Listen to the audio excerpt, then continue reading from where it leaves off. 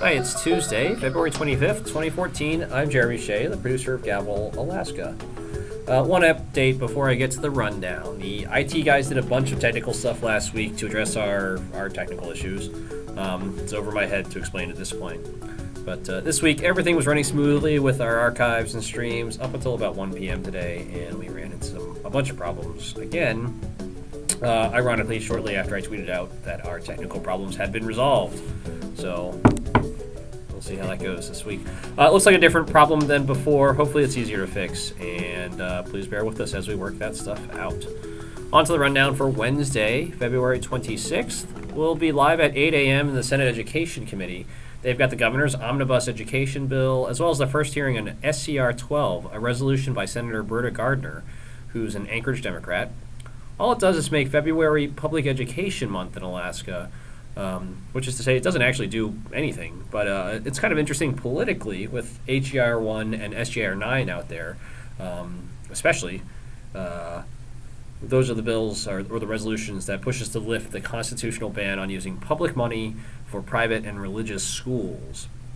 Those measures' supporters generally don't say they're against public schools. They say they're for school choice. So I might be reading in too far into this, but it seems like putting SCR 12 out there is a way to force pro-SJR 9 and HJR 1 legislators to less ambiguously affirm that they do support public schools or that they don't. So that's that.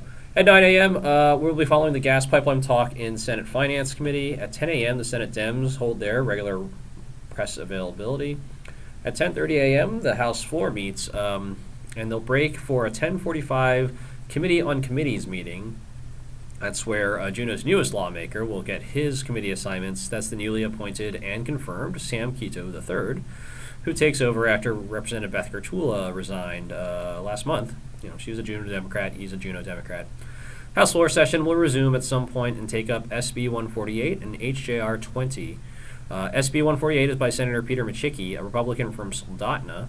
According to his sponsor statement, it eliminates a legal ambiguity between overlapping municipal, state, and federal rules about what can and can't be done in Kachemak Bay, which is down on the Kenai Peninsula. SB 148 resolves the ambiguity in favor of permissiveness, that is, toward less regulation. And HJR 20 is by Representative Bob Lynn, an Anchorage Republican. It asks the President and Congress to eliminate a 2.3% federal excise tax on medical devices. Senate meets at 11. They've got two bills, SB 124 and HB 1.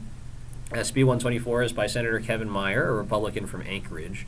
It would push out the statutory sunset date on the Council on Domestic Violence and Sexual Assault from this year, 2014, out to 2022. Seems uncontroversial. And HB 1 is also by Representative Bob Lynn. I think I talked about this one last year. It deals with legal, like legitimate foreigners in Alaska and driver's licenses. Basically, when you get a driver's license in Alaska right now, it's good for 5 years. Whether you're a citizen or you're on a visa, that's good for 2 weeks. If HB 1 passed, the DMV could peg driver's license expiration dates to the end of a foreigner's legal stay in the U.S. There was one hang-up on this for some legislators, and deals with legal visitors whose legal stays in the U.S. can be renewed and extended, longer-term visitors. They'd have to get their driver's licenses renewed more often than longer-term visitors or citizens, so it could be perceived as unfair to them, but it's probably not a deal breaker. At noon, we'll be following a lunch and learn by the Mental Health Trust Authority. At 1 p.m., we're following the House Resources Committee for more gas pipeline talk. Also at 1 p.m., House Judiciary has HJR 1, which is Representative Lynn Gaddis's companion legislation to Senator Mike Dunleavy's SJR 9, the public money for private and religious schools constitutional amendment ballot question. And finally, at 3:30 p.m., we're following Senate Resources Committee. They've got several bills and resolutions on their agenda, none dealing directly with the natural gas pipeline for a change, since they passed that bill out last week. Okay, thanks for watching. Feel free to send me questions or comments. Good night.